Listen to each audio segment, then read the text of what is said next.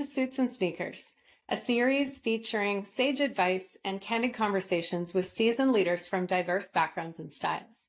I'm your host, Carrie Tuttle. With my guests, we deep dive into the areas of team engagement, motivation, and effective performance management. Get ready to be inspired and transform your approach to leadership. Please like, subscribe, or follow to be notified when episodes are released. Let's get started. Today, I have the pleasure of speaking with Loreen Wales, registered dietitian, entrepreneur, and founder of My Viva Plan in the lovely city of Edmonton. A 27-year veteran in the public healthcare space, Loreen turned to digital health technology to improve clinical efficiency in what we all know is an overburdened system, and giving patients more agency over their own health choices and ultimately improving patient outcomes. My Viva Plan is a digital health program that creates automated patient care programs for patients living with complex chronic health conditions. Clinically validated and evidence-based My Viva Plan is already used by thousands of Canadians. Loreen is a strong advocate for the integration of tech into clinical settings. And in fact, the Canadian government selected her to represent Canada at a Smart Health conference hosted by the Eureka Consortium. Loreen is passionate about her work, particularly the impact technology can have in improving the healthcare system. Loreen, welcome to Suits and Sneakers. Well, thank you, Carrie. It's a pleasure to be here with you. Yeah, I am so excited to talk to you today because I just love talking to entrepreneurs who really care about making a difference in the world. And I can tell from our previous conversation that you absolutely do. So I'm so happy you're here. No, thanks. So one of my fun questions that I like to start off with, just to kind of warm things up, is what do you like to wear for work? Because as you know, Suits and Sneakers is the topic of my podcast. And it's really about giving mentorship from all sorts of backgrounds, but what's your attire for work? Well, I like to be comfortable, and I think when I worked in public sector, I was always in a suit every day at the hospital. And then the dry cleaning bill got to be a bit ridiculous. And I find that for women's clothes, there just wasn't a lot of options, but there's definitely have changed a tremendous amount. So I've gone to wearing, today I have capris on with a dress shirt. So just nice and comfy, but I do like to get dressed up. And if you ask my husband, I love my shoes. I love girly girl shoes. And so I'm happy to be able to get to wear them again. Cause for 2.5, 3 years with the pandemic, we didn't get to wear those. And my feet have needed to be conditioned again. That's right. You kind of get used to the slippers and then you're like, oh, right, high heels and nice shoes. Okay. Yes. That's great. So give us a little bit of background. How did you come to form My Viva Plan? Well, it started with the experience that I had as a frontline healthcare provider providing patient care. I guess the experience that I had was 2 weeks into my career. So I went to university to become a dietitian, also did a psychology degree. So 7 years of university education. And then I decided to go into work in the area of people living with kidney disease.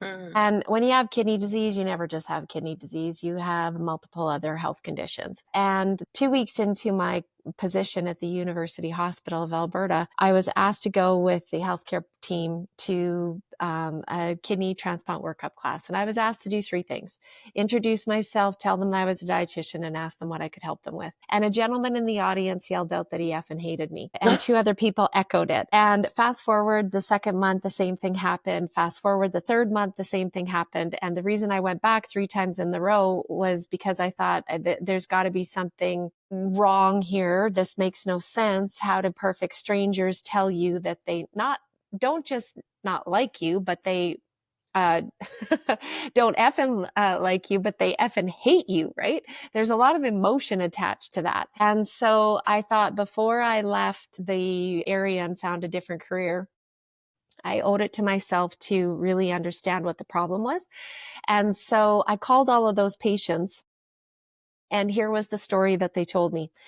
I go see people in endocrinology. So the diabetes specialist, they tell me one thing. Go see the heart specialist. They tell me something different. Come and see you idiots in the kidney disease area, and you tell me something different. Go home unsure who to listen to. Come back not listening to anything any of you told me to do, and you all label me non-compliant and are dismissive of care. So that bothered me. As a human being, that bothered me. And it bothered me as a healthcare provider, a young, brand new healthcare provider that wanted to make a difference. And I looked around and I was just observing, and I thought, gosh, I mean, we're not communicating effectively at all. I mean, we're working in silos. People in cardiology should know what I'm doing in the kidney area, and same with the diabetes, and we need to all talk together. And so I started to build up this mindset and work with healthcare professionals, colleagues within those areas, and said, look, teach me what you know and I'll teach you what I know. And then let's all get on the same page and be consistent with the story that we give to the patients. But sadly, Carrie, that's a big hill to climb. It's a big problem to solve because we are so siloed in healthcare. All healthcare professionals are trained, in university with specific programs and different areas of specialty. And it's just very, very siloed. And so but patients have been begging, they've been yelling, they've been screaming, they've been crying for many, many decades, saying that this same thing that they told me 2 weeks into my career. And so it's been a mission of mine to actually be part of the solution, not part of the problem. And so it's the very reason why we actually had the vision of building My Viva Plan. So that's the long story as to how we got here. But it was really driven by patients demanding more from us. And I was not prepared to be part of the problem. I was committed to be part of the solution. That's amazing. I love that because I think so many people are starting to explore this integrated health approach. Mm-hmm. And, it's some maybe even Eastern medicine or, some really traditional medicines mixed with what are the Western technologies and treatments that can benefit. So depending on the condition that the person has. So tell us more about how MyViva helps to solve this and support patients. So I did a psych degree and the nutrition degree because I always believed that yes, nutrition definitely plays a strong role in reducing our risk of developing chronic health conditions and maintaining our health overall, for sure. It's one piece of the puzzle, but so is exercise. So is mental health. So is how we manage stress, how much sleep we get, how much alcohol and recreational drugs we use, right? Like all of these pieces come into play, but like I said, nobody's bringing it all together. And so throughout my clinical career, I've always, to drive efficiency within the clinic setting, we as healthcare professionals will either create or memorize some clinical algorithms, if then logic decision trees to help drive efficiency for us in clinic because we have tons of patients to see. And so I've been used to, I was very familiar with building them and memorizing them and saw the impact that they could have.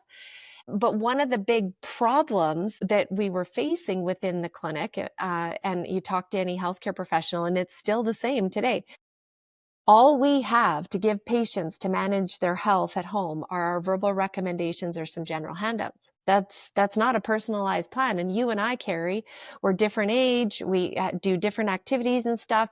We both require different nutrition, nutrient and calories and stuff, different levels. And same with the fitness, right? I mean, I tore an ACL and an MCL. Maybe you didn't. So what you can do for activity is different than me. And so we're all very individual and we need that individualized plan. And so the general recommendations aren't cutting it. I mean, look at the stats, look at the prevalence and the incidence of all of these chronic diseases around the world. We're not gaining.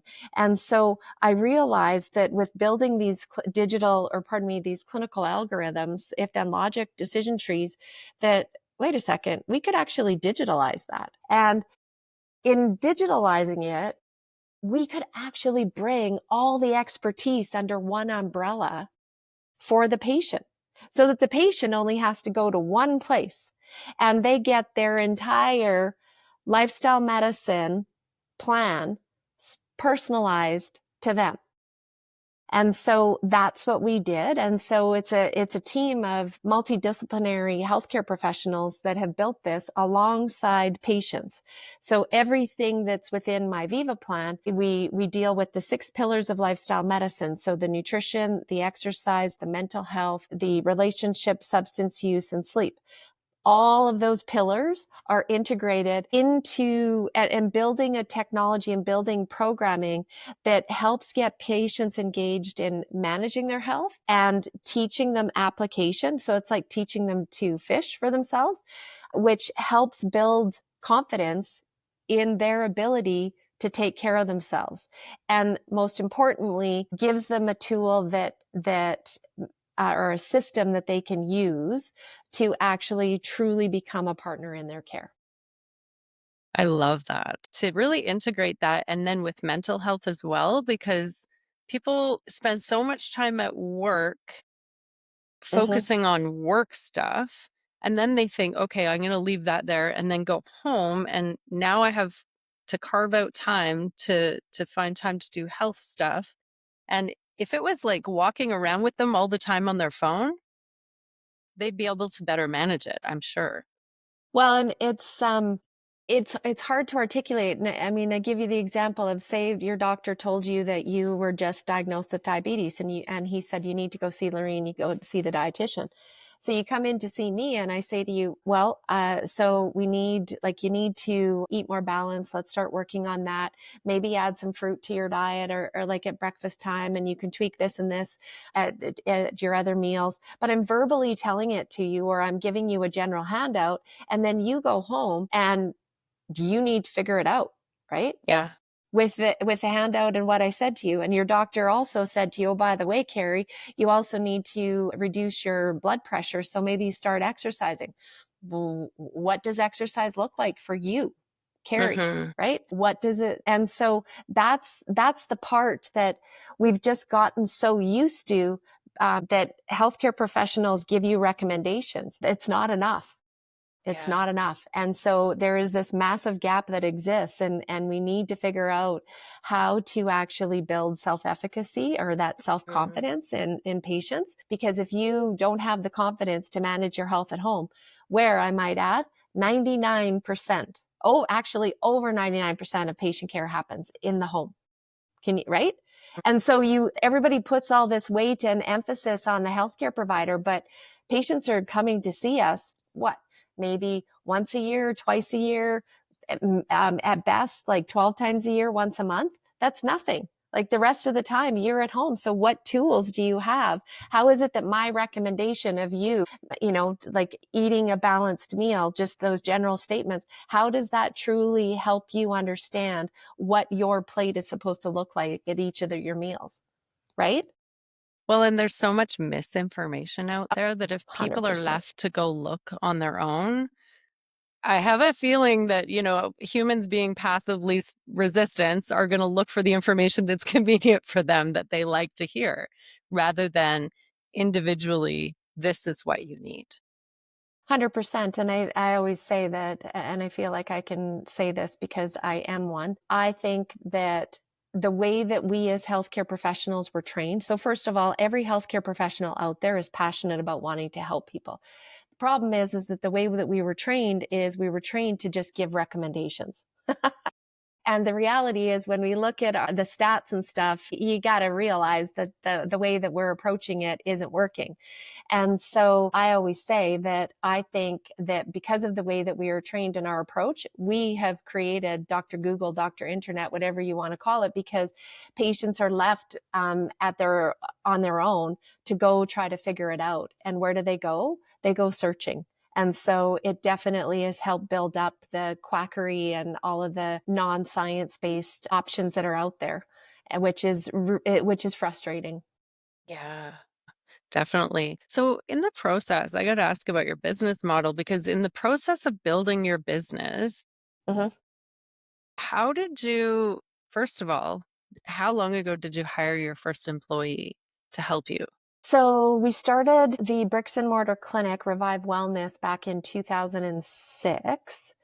And I had two partners at the time, and one that ended up leaving rather quickly because with children and stuff, the priorities shifted. And then another one that we built the business for 7 years. So I would say, I'm trying to think, it was probably 3 years into having the business that we actually hired our first full-time person, which was very terrifying. I Yeah, remember. tell me about that. So how did you decide what role you needed to hire for? We knew we needed somebody for admin. Hands down, we needed that because there's just a lot to do when you're actually building a service business.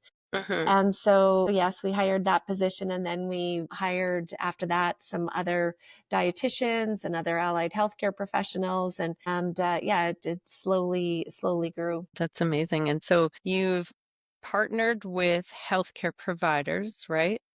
Mhm. And you have an arm that supports employers. So we've got Revive Wellness is our bricks and mortar clinic where we have multiple or allied healthcare professionals doing lifestyle medicine. Mhm. And then fast forward 7 years in, we actually went down the path of that's where we had the epiphany of building the technology. Mhm. And so that was actually built, the technology, My Viva Plan, was built by the team at Revive Wellness. Okay. And I bootstrapped it for the first 4 years. So from 2013 to 2017 through Revive Wellness. And then I brought on investors, a group of 9 Alberta based investors who were smart money. And I mean, honestly, they're the reason why I'm still standing through the pandemic and everything. They believed in the vision, and I couldn't be more grateful because we took an idea. Like, this is what's so crazy. We took an idea of building this technology, and we're now actually scaling it internationally. And that hurts my head. I can't even get my head wrapped around that most days because it's just, the vision is a big, hairy, audacious goal to transform patient care globally. So it's happening, but yet it's taken so like it has not been easy. No, it is not easy.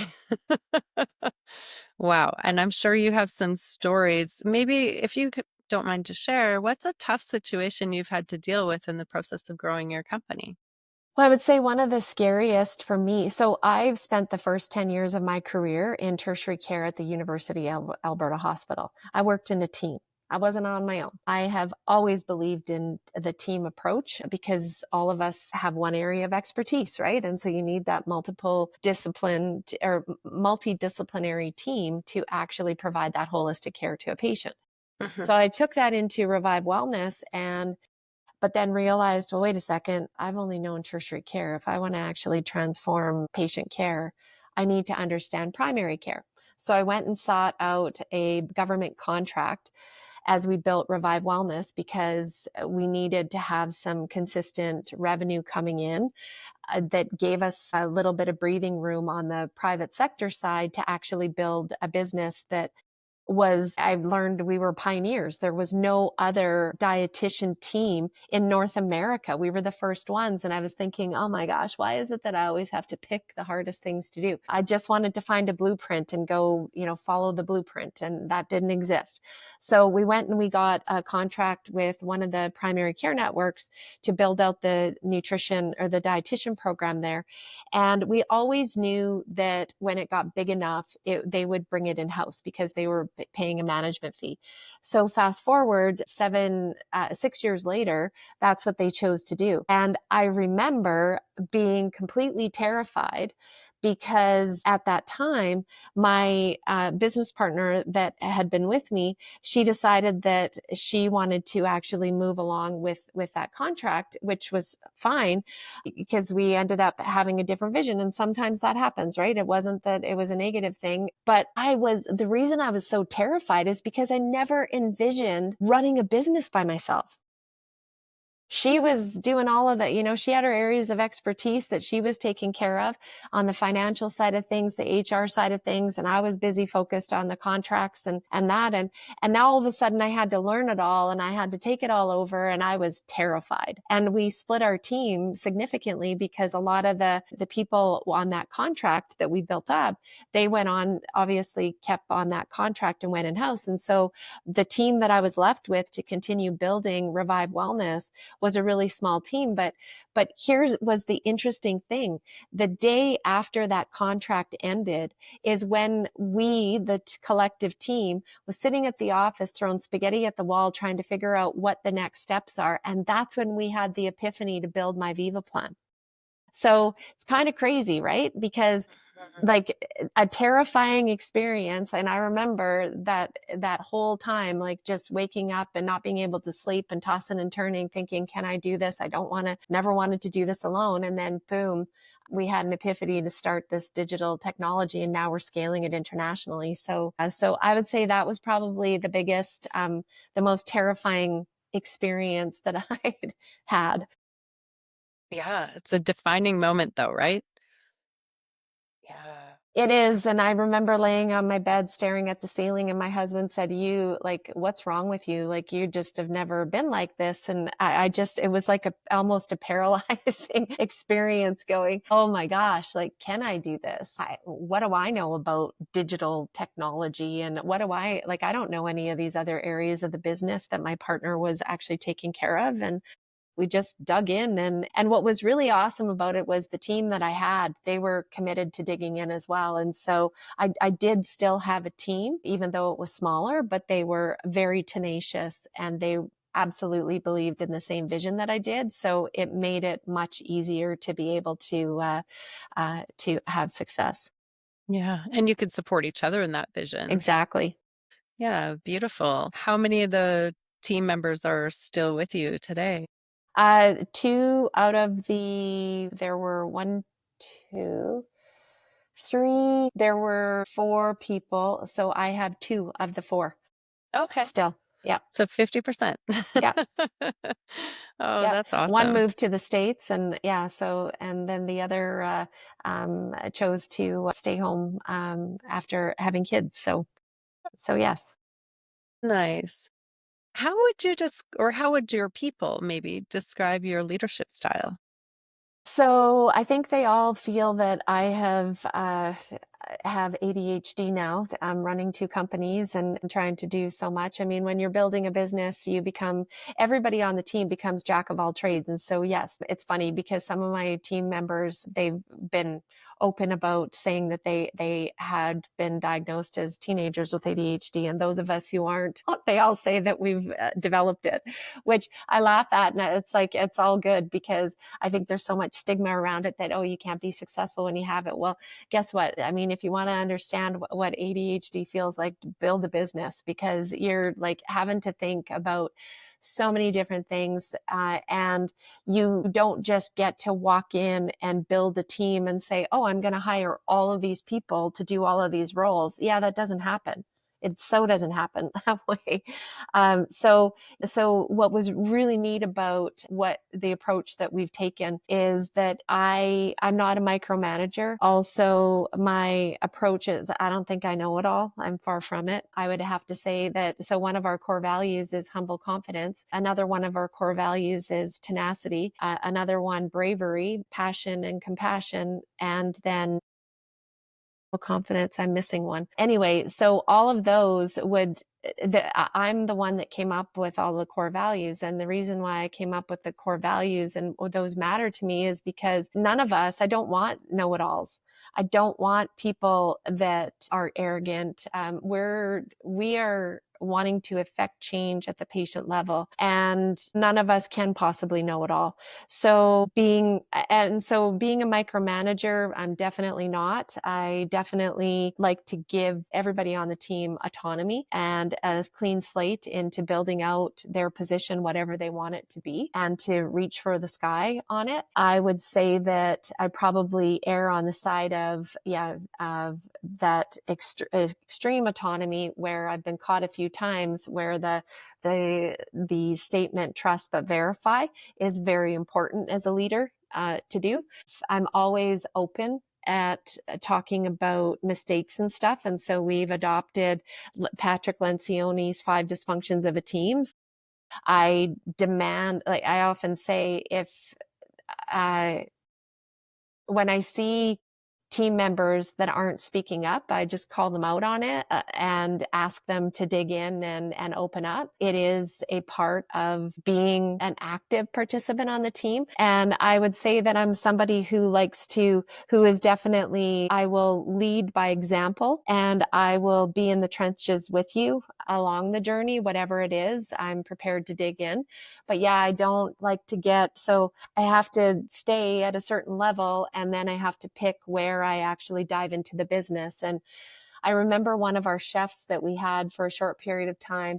She came in one morning and she was laughing, and because I was down on the floor washing the floor in the bathroom, and she witnessed this and she started laughing. And I said, "What?" And she said, "Okay, well, officially, I've never in all of the jobs that I've had walked in and seen the CEO on their hands and knees washing the floor in the bathroom. That's a first." And I said, "Okay." Well, I said, "Whatever." I just kind of shrugged my shoulders. It was kind of like that. It had to be done. The floor had to be washed. So I washed the floor.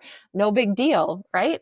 But for her, it just was that's just not what you see leaders do. And so I very much am that type of a leader. If something needs to be done, I will step up and I will help do it. But I also don't, you won't catch me micromanaging. If you want, ask my kids. And I'd say that that's probably where you have to micromanage the most in life. And even with my kids, it drove me nuts. Yeah. So Yeah. Wow. No, those are great stories. Thank you for sharing that, by the way, because not every leader would, even though they're willing to do it, may not share publicly that they were willing to get down on their hands and knees and clean the bathroom floor. But I think that's a great example of where even some of those tasks and maybe it is somebody else's, maybe it's everybody's responsibility, but they still kind of expect other people to get it done. And so just a great example of jumping in and being willing to be as much part of the team as leading the team. mhm. When you think about your leadership journey, what is a mistake that either you've made or maybe one of your partners made in leading people? More on that in a moment. If you're listening to this episode wishing you can get more out of your team alongside other purpose-driven leaders who want to be more effective, I encourage you to take a look at my program, Leading with Engagement. In it, I provide training and a practice field to gain confidence in communicating expectations that help team members stretch themselves and wow your customers. You'll gain a framework for giving meaningful feedback that motivates and inspires them to engage. Among other skills, you'll learn to delegate and track performance to free up your time to lead more strategically. Go to teammojo.ca for more information. Now, back to the episode. When you think about your leadership journey, what is a mistake that you've made in leading people? I would say this one is interesting because I feel like somebody with 2 different people. Because the one part of me who's a healthcare provider, I listen to my patients, always have. I don't do most of the talking. I lean in and I listen for what the words that they're saying, the body language that they're using, and I'm just, really curious to learn. But yet, for staff And as a team member, I would say that I talk too much. And sometimes, and I've struggled with that. And I I have to consciously think about it, just like I have to consciously think about how many cups of water did I have today. I have to consciously remember to talk less, listen more. So I think that talking too much, because you end up with verbal diarrhea sometimes, right? And you end up saying things that it's like, how did that even come out of my mouth? Because I'm like, where did we go, right? Why did we go there? That isn't what I was truly feeling or thinking. And you get nervous, right? And the more nervous you are, the more you talk. So I would say that that's probably one of the biggest things that I've struggled with. Yeah. And you don't want to dig yourself deeper in trying to explain what you meant to say. And so it can be a little bit of a spiral. Um, and you're definitely not alone. I know a lot of leaders struggle with that. So, how would you describe something that has made you most proud in your leadership journey?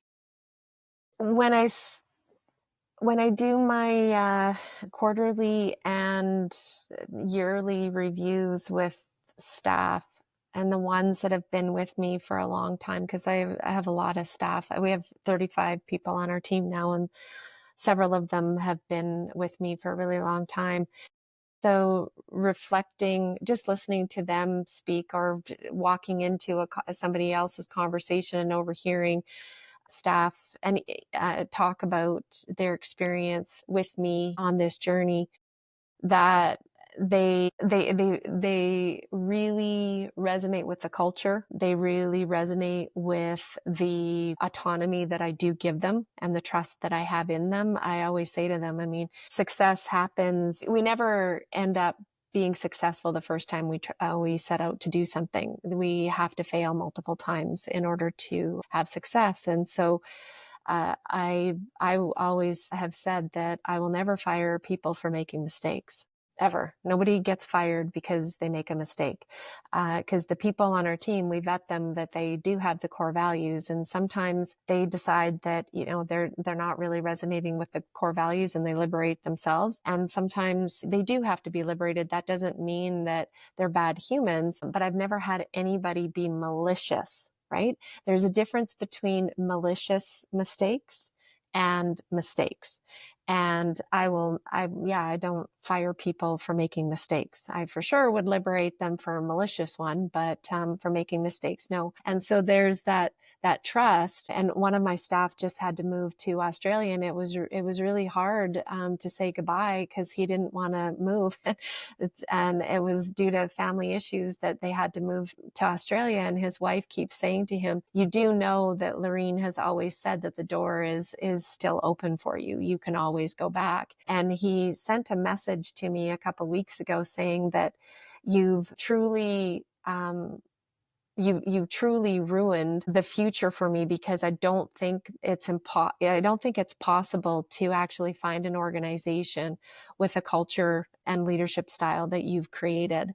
And that broke my heart, because he is such an amazing human and I want him to find another company, and I believe he eventually will. I mean, obviously right now that hasn't happened, but yeah. So I think it's nice to hear that, because it's culture. Culture is something that I work very hard at within the organization. It matters to me. It's not something I take lightly. Core values are not something we take lightly. We hire to them, evaluate against them on a quarterly basis and an annual basis, and we live and breathe them. We walk the talk, and that's important to me. Yeah, I can hear that. I feel it. I think a lot of leaders overlook how important values are. You hear these, and as a coach, I've facilitated these sessions before with teams where, hey, let's define what are those core values, and you can sometimes see it in some of the leaders not really believing like this is a valuable thing to do or an important thing to spend time on, but the outcome is always really good, but sometimes there's a lot of resistance at the beginning. How did you come to that place where you felt like, I really want to get clear on what are our values? Oh gosh, I'm trying to remember how many years ago it was. It was probably like what is it, 2025? So I'd say probably 2017, 2018, I started doing some coaching, executive coaching, and it was a task that they gave me. And I remember having a conversation with Ted saying, like, almost mentally kicking and screaming that I had to do this. And it probably took me 6 months to really, because I came up with some, like, I just kept changing them, and it's hard. Like, it's very, very hard. And yeah, so I think the whole process took me about 6 months. And when I landed on them, it was funny because he said to me, okay, well, most like 3 to 4, like, think about coming up with 3 to 4. And I had 6. And I remember what the 6th one is. It's innovation. So innovation, humble confidence, compassion, passion, tenacity, and bravery. And so then he laughed at me and said, okay, I said 3 to 4 and you came up with 6. Seriously? And I said, well, you gave me the task. And he said, oh, well, do you think you can cut those down? Like, cause 6 is a lot. And I said, no. And he's like, okay, well, why? Like, defend your case. Yeah. And I said, look, like, we're building a digital health company. We first and foremost, as healthcare providers, and not just healthcare providers, the entire team needs to be compassionate about wanting to help improve the care for patients. So very important. Number 2, as healthcare providers, we absolutely need to be passionate about what it is that we do, right? Why? Because on the days where it's on the weeks where it's relentless and there's deadline after deadline and, lots of hours put in, that's what helps get you out of bed and gets your fire going and gets you just jacked about wanting to actually get in and dig in. So those matter. Innovation, well, obviously, because we have to continue to look at the care that we're providing and question every single day, how can we do this better? How can we do this more efficiently? How can we actually help build the confidence of the patient, right? That matters, to keep pushing at that. Tenacity. Well, I mean, we're scaling a mountain and it's a vertical climb. And we're not at the summit yet. And the tools that you're provided on this journey of entrepreneurship are few, right? So you have this team that you need to build this web and this matrix as you're scaling this cliff. And you need to be really innovative, and you need to dig in, and you have to have grit, because you are going to encounter storms. You're going to slip down that mountain edge or onto edges and stuff. And you have to believe 100% in the vision, and you have to actually, honestly, like, sprinkle tenacity on your breakfast every single day. And you have to be brave. I mean, a lot of people, scaling a mountain terrifies them, right? I mean, and if it terrifies you, then this isn't the journey for you then, and that's okay. It doesn't mean that you're a bad human, right? But the combination of all of those are the reason why we're here today. Mm-hmm.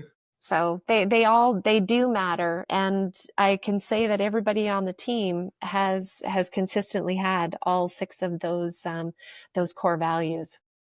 Wow.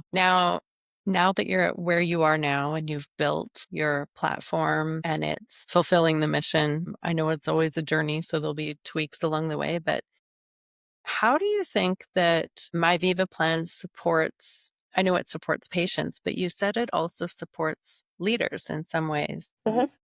Since that's our audience, Mm-hmm. tell us a little bit about that. Well, so when it comes to being a leader, I'll tell you this. I'll tell you through a story with my husband. So he's a leader. He's an engineer. He's been an executive his whole career, and he's taken programs like Dale Carnegie and paid a lot of money for different leadership programs. And in a conversation at dinner a few years ago, I overheard him telling one of our friends that he started to use My Viva Plan and doing the daily reflections. And here were the words out of his mouth. Out of all of the, like, thousands of dollars, tens of thousands of dollars that have been spent on me for leadership training, the most effective tool to help keep me grounded and make me a better leader is My Viva Plan, doing the daily reflections. And so I overheard him say this to one of our friends. I didn't even know he was using My Viva Plan. Okay. So it's been, it was interesting to have him go through that experiment on his own. But that was probably 4 years ago that he said that. And to this day, what's interesting is that what it does for each and every one of us in doing the daily reflections is it helps build awareness on how you're behaving. And building awareness on how we're behaving helps us see clearer. We can see our world and visually understand what is going on. From there, those data points, we then start to process them and we start to connect the dots together. So it's really cognitive behavioral therapy techniques in this process. Mm-hmm. In doing that, it calms the mind. So as leaders, as entrepreneurs, I mean, I don't know, like when you have to think about making payroll and, oh my God, like cash flow sucks and this month and what are you going to do? Right. And I have 35 people counting on me to actually figure it out. That creates a lot of stress, right? And there are a lot of leaders out there who have way more employees than I do, right? But when you have people counting on you and stuff, and you've got 20, like you're managing multiple curveballs, anxiety starts to build without you don't have to be diagnosed with anxiety to be anxious. Right? Yeah. There's natural world anxiety. Just like, I mean, think, Carrie, when you first became a mom, right? I mean, I don't know about you, but I was terrified. Yeah. Right? Of course.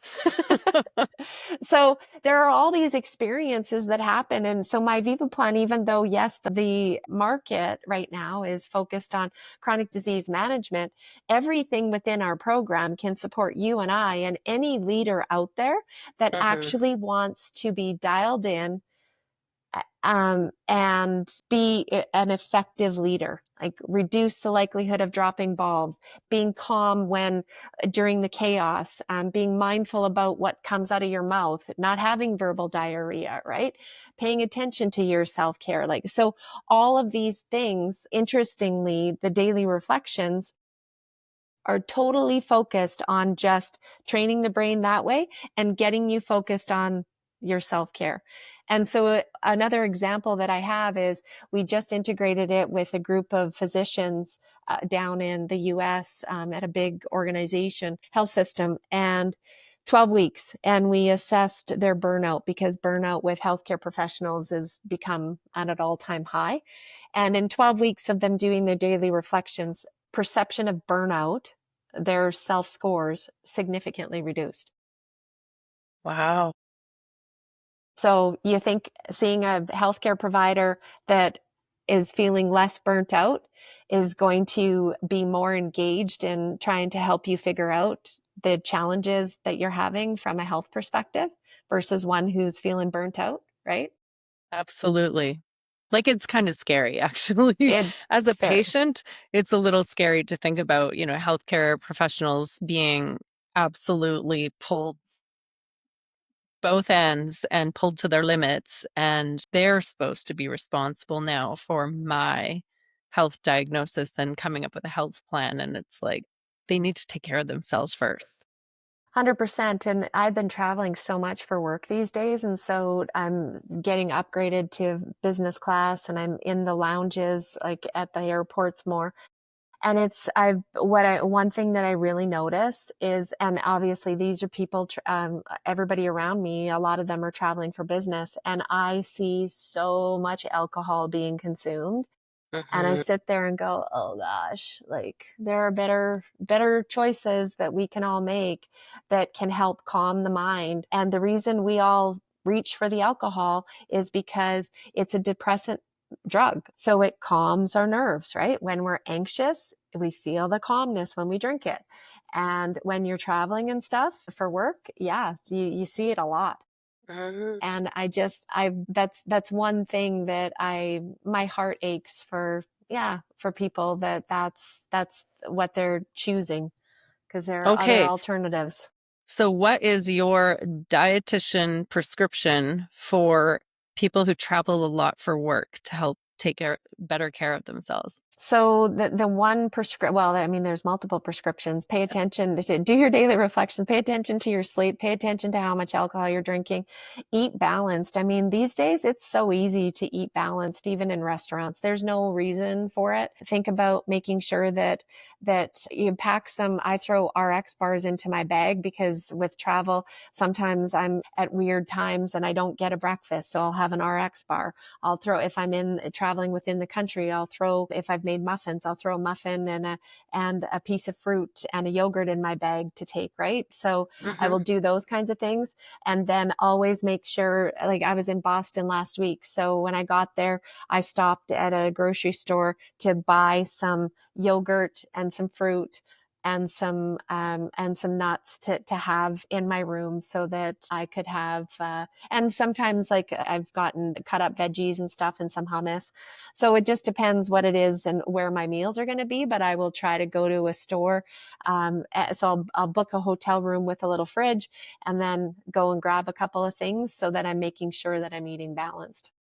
That's a great piece of advice. I think we all get trapped into the convenience foods, and we do have choices. So I love that. What advice would you give to your younger self when you first started in leadership? I would go back to the talk less, listen more. Honestly, it's one that I think is a critical one. You can sometimes, for whatever reason, that we feel uncomfortable when there is silence, but you have to, for somebody, and what's so funny is that I used to be the shyest person on the planet, and which people are like, what, Loreen, not wanting to talk? Yeah, I mean so I find it funny that I like to babble, but the being able to just listen and allow people space, even if there's a minute of silence, to just let them collect their thoughts and let them speak, as opposed to just filling the space with noise on my end, is really important. That's a great piece of advice. What are you working on in 2025 and beyond that you would like to share? Well, I mean, entrepreneurship, digital health in Canada. Sadly, Canada, these are not my words, even though they're coming out of my mouth. On the global scale, Canada is very far behind. And so we are really focused on integrating into the US. Tariffs, knock on wood, haven't affected us from a software perspective.